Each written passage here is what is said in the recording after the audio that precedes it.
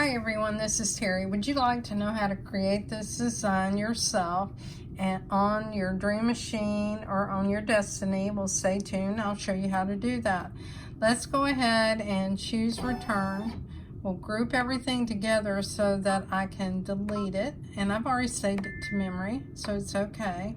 And we'll begin from the beginning. Now I'm going to go through this rather quickly, so please pay attention.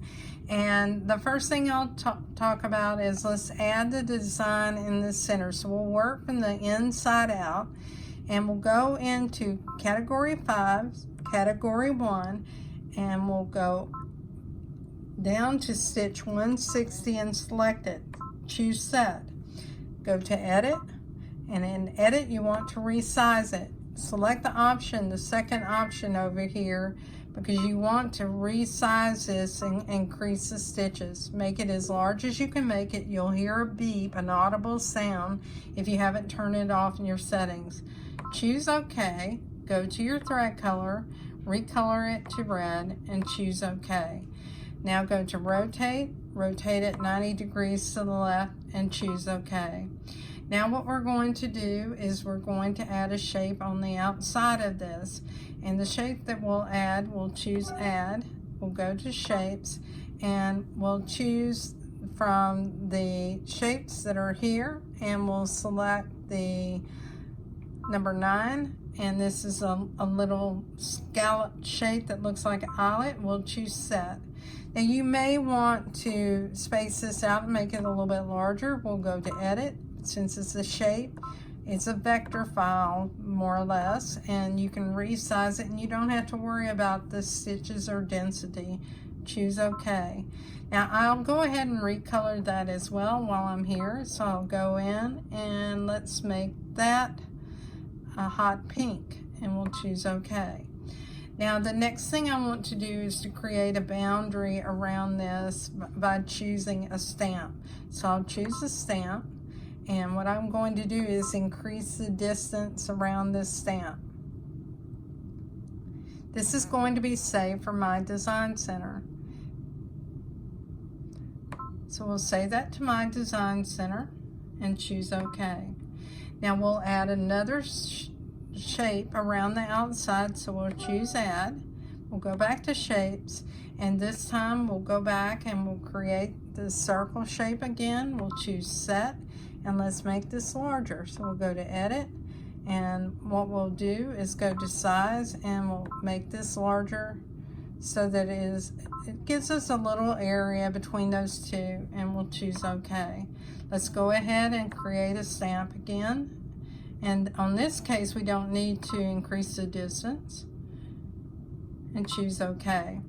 Now let's go ahead and add one more shape. So we'll go in and choose add. We'll choose the shape. We'll choose the octagon shape, number 8. And let's choose number 10, and let's choose set. Let's go to edit, and you know we're going to resize it. And now what we're going to do, we're working with a 9.5 by 9.5 hoop. What we're going to do is we'll create another stamp for it, and we'll save it to my design center. Okay, now we're going to go into my design center. We'll choose add. We'll go to my design center, and what we're going to do first of all is we're going to set up a hoop size that is a hoop that we're going to use. We're in centimeters. We'll go to settings. We'll go to page 8.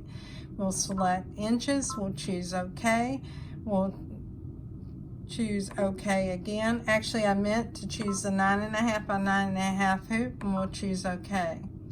All right, I want that to be a no-sew line. I'll go into my settings for my line properties, and I'll choose a no-sew. This with an X is a no-sew. That means that you will not have stitches around the outside of this. If you wanted to add, for instance, a satin stitch, you could. If you happen to take the bucket and apply it against it, you'll hear an audible sound like da-da, da-da. That means the stitch is already applied. We'll go ahead and we'll start retrieving some of the stamps we created. So we'll go to the stamp and we'll go to the flower, and we're going to retrieve them from the inside out. So we'll choose the first one, choose OK, and we'll apply a stitch to that. Now in the case of this, I think what I want to do is to add a chain stitch to it. So we'll choose the chain stitch, we'll choose a color, and in this case I'll choose a red. I'll choose OK, and I'll take the bucket and I'll apply it. We'll go back to our stamps, we'll retrieve the stamp, and we'll choose a circle, we'll choose OK. And in this case, what I'm going to do is I'll add some additional decorative stitches, and we'll use candle wicking. We'll choose another color and choose OK. I'll take the bucket and apply it to the line. Now, I think in the original design, what I had was the candle wicking on the inside and the chain stitch on the outside, but it really doesn't matter. It's really up to you what you want to do. Now what I want to do is I want to add a decorative fill. Now, actually I think I have one more shape to retrieve, so we'll go in and we'll retrieve that shape, and that's the octagon, and we'll choose OK. Now on the octagon shape, we'll go ahead and we'll add a stitch tight to it. And on this one, I think I'll just add the satin stitch to it. We'll choose a dark purple, choose OK. And what I'm going to do is take the bucket and touch the line, and I've applied that stitch. Now we're going to start adding some fill stitches, and we'll start from the inside out. I'm not going to add a fill stitch in between this little narrow area, but I am right here between these two.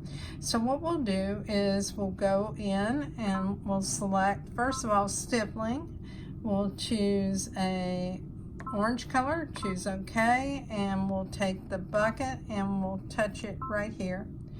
All right, we'll go ahead and choose a decorative fill for the outside. We'll go into the decorative fills, we'll select. Your decorative fills might differ from mine. It depends on whether you have a 8500 Dream Machine or an 8550 and what updates you have, or if you have a Destiny 1 or a Destiny 2. So we'll go ahead and select number 12 and choose OK. We'll choose the color, we'll choose this blue, choose OK. We'll take the bucket and we'll apply it. Now what I want to do is to choose next. Now we're going to talk about the individual stitches and how we can adjust those. In the Luminaire, when you adjust these stitches, it's automatic, you see it, and your machine has to go through the process of digitizing those stitches, so you have a little bit of a wait. You don't have that on the Dream Machine, so I just increase that to 200%, and I'm turning the outline off, and the outline would fill in all the way around these shapes and even on the outside of the block, and I don't want that. So I'll go ahead and choose set, and now let's go to the next area. This is my stippling. I'm going to leave it at the default, but just so you can see what size it is, we'll go back to millimeters and choose OK. It's 5 millimeters, it's a small space, so I'll go ahead and leave it there. Now we're looking at the satin stitch. I'm going to increase the size of this to 3.5 millimeters and choose set. I'm not changing the density. We'll continue. This is our candle wicking stitches. This is the size of them, and if I want to, I can increase that size. So we'll make them wider and taller, and we'll go up to 5 millimeters. And we'll choose set, but we're also going to change the spacing. And whoops, we don't want to go to 4. This moves fairly quickly, so let me move it back down.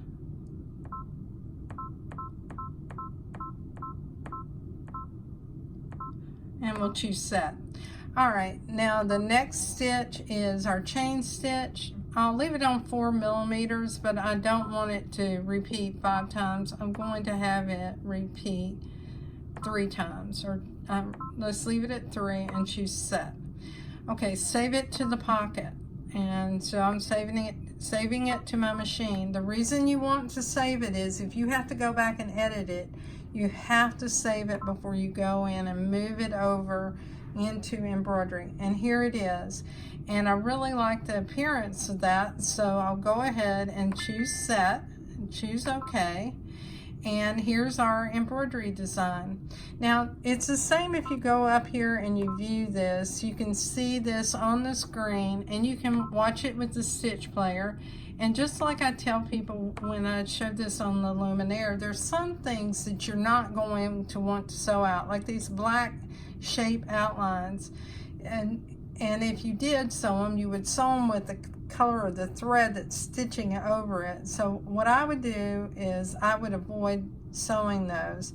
We'll watch it stitch out the design, and I really like it, and we'll choose OK. Let's save that to memory because as I said, I do like this design. And what I can do, because this is a PHC format, I can use this on my luminaire. Otherwise, I'd have to take it in to PE Design 11 or Palette 11 to use it. Now what we're going to do is go into embroidery, and in embroidery what you can do is go to the plus minus, and you can decide, because this is stitching out the heart first, then it's going to stitch the outside of it, then it's going to stitch the shape, and I really don't want to stitch that shape, so I'll just skip it. And I don't want to stitch this shape either, so I'll skip it. But now it wants to stitch this area here, and honestly what I would stitch is everything from the inside out that I want to stitch. So you may need to advance this way. If you have software, you can bring it into software and you can reorder the stitch order, delete what you don't want to have, like those black outlines, and save it as a PES file. I hope this video has been helpful to you today. If you like my videos, please like and subscribe and share them with a friend. And consider joining us with the Facebook group, Just Stitching with a Brother Luminaire. Thanks everyone for your time today.